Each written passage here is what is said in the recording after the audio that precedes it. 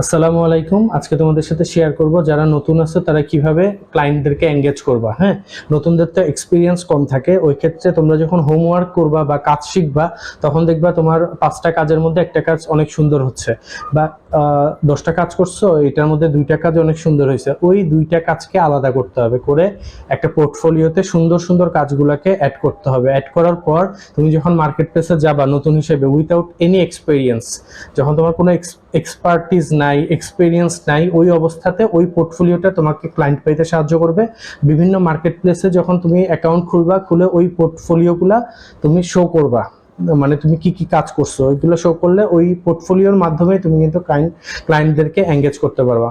তো আশা করি এই ওয়েটা তোমাদের অনেক হেল্প করবে যারা নতুন আছো। আর যারা এক্সপেরিয়েন্সড পারসন তাদের হিসাব আলাদা, কারণ তারা কাজ করতে করতে এমন একটা পর্যায়ে যায় অটোমেটিক একটা ক্লায়েন্টই তাদেরকে মাল্টিপল কাজ দেয়। ঠিক আছে, তো নতুনরা যারা আছো তারা কি নিয়ে কাজ করতেছো একটু নিচে কমেন্ট করে জানাও, ভালো লাগবে। Tata, bye bye.